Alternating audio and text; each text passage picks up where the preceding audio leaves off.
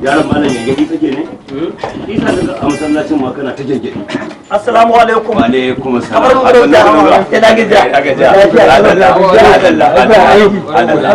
Wurin liman kuka zo ne? Malam Jalo yana nan? Malam Jalo yana nan. Allah sarki. Allah ya kafa. Yaron malam ka koshi. Sai malam ya yi baki. To ga gurin ma mana. Ai a gaggauce muke. Ai wannan shine Alhaji na Annabi. Wanda ya gina masallacin nan na can abin Allah na gangare. Na banga wada ne. Na banga wada? Na banga wada. Allah sannan Alhaji na gaskiya. Kuma da lafa. Ana addinin hidima. Ka ce baki muka yi? Akara makalla. Mana gabi Allah. Na gaji. Barka zuwa. Lafiya? Ya jama'a. Barka da lafiya. Lafiya. Lafiya kalau. Lafiya kalau. Barka zuwa. Madalla. Ai muna fada. Sai muka samu labari ai Malam Jalo ya jagoranci sallar Juma'a kuma tunin do an cikin la ilaha illallah. Sai ka gani. Dan adam ya ganin ka jama'a ne. An yi magana sai Allahu akbar. Yo la ilaha illallah. Sai in ji wata nutsuwa ta kama ni. To ta wannan dalili ne yasa mai martaba ya wakilto mu. Akan me? Wato wannan labarin yadda aka ji masallacin ka ya cika. Wato shine sai daga fada aka ce mu zo mu same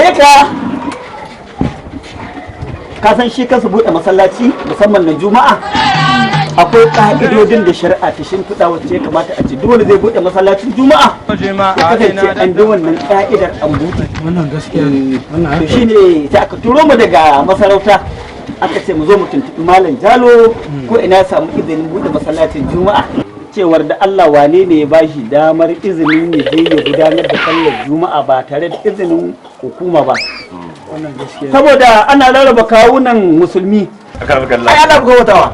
Allah gaskiya ne. Allah muka bautawa. Sai abin da ya nauyi ne na wato Na'ibi Malam Jalo ita kanta hukumar da kake ji ko kuma masu jagorancin ita hukumar su kansu ai ba sa bauta kowa Allah suke bauta mawa wannan gaskiya ne alhali ubangiji subhanahu wata'ala ya faɗa cikin wuta Ali Imrana ya ce wa atasimu bi hablillahi jami'an wala tafarraqu to ne muka bi ko malamai yanzu ko ya kamata ku rinka jawo irin waɗannan kuna haɗa kawunan musulmi to kuma banda abinka mallawan aka ce wala tafarraqu akalla mutum 5,000 sun zo gurin sallar nan ai jami'a kai sallar ai ba raba ba kuma kai in ba abinka ba mallawan ita sallah Allah ake yi wa ba hukuma ba mu Allah muka nafa da addinin mu kuma Allah muka yi wa sallah ba ruwanmu da wani wakacewa ka zo yawa saboda haka Allah muka bautawa mu Allah muka bautawa a ba wannan kuna ji ba wannan magana duk mun ji na ringa rasa kiran sallah duk da nan gurin ba ma bauta ma wata hukuma mu din ma kan mu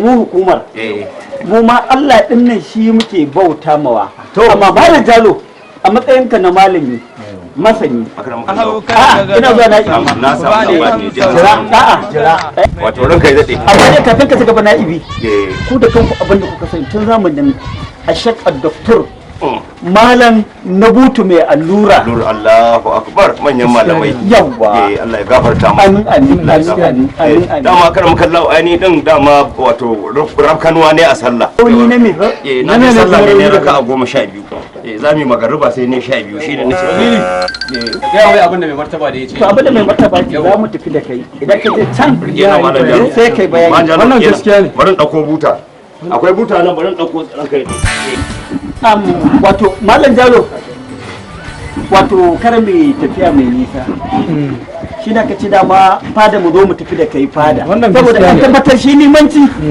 ka dubi ka'ida wannan gaskiya ne ya zama gaskiya ne amma abin da nake so gane wallahi dan sallah kan nayi sallah sallah nayi sallah amma ni ina sahu na 7 sahu na 7 Allah sarki mai limancin to da yake ina gani garara ba na hangen waye a can gaba ban shaida waye mai hudu ba Allah sarki wannan shi ne abin da ya faru yanzu ne a gaya mai abin da amma dai ka san abin da ya kamata a duk wani hudu ka da ko malam kaga malam da za a yi ba mu sa shi a gaba ba za shi ba ya rike shi ba mu sa shi a gaba a rike shi ba a sa ka da wani wajen mai gwamnati ina ba ka ai zuwa wajen mai a ba mu ana hakuri ba ne duka zaka sa ai ba magana to na can in duka zaka sa sai ka sa malam jalo Allah ina so ni kowa ya nutsu a saurare ni da Allah da annabi a saurare ni malam jalo da kai hakuri a je saurare shi alhaji a saurare ni ya ga mai abin da amma dai ka san abin da ya kamata a duk wani hutuba ka da komai an riga an ɗauka a rediyo yana nan wannan gaskiya ne saboda haka tunda Allah ya sanya kwakwalwarka ta tafi kuma baka gani sosai ka je ka jagoranci mutane kana a sahu na 7 kaga kenan kai taɓaɓɓe ne kwakwalwarka ta tafi kuma ka je ka jagoranci taɓaɓɓu ka yi sallar su babu ne dan sallah ka an yi sallah amma na gaya muku ina son wani bakwai aka sallar nan kuma kai kai nemanci mu tattara mu tafi wajen yara saboda haka za mu tafi da kai can fada in kai sai mu tattara mu tafi da shi fada in ya je can duk abin da ya kamata sai alhaji lafiya ni ma abin da nake ta ji kenan me yake faruwa ne subhanallah lafiya ne ciki na ne ya dan juya lafiya ne ko guda a fada kan sai ka je a sai fa ya je ciki fada na ne dan juya ku bannin shiga gida ciki na ne dan juya shi ba gani a'a rabu da shi wato kun gane a alhaji sarkin fada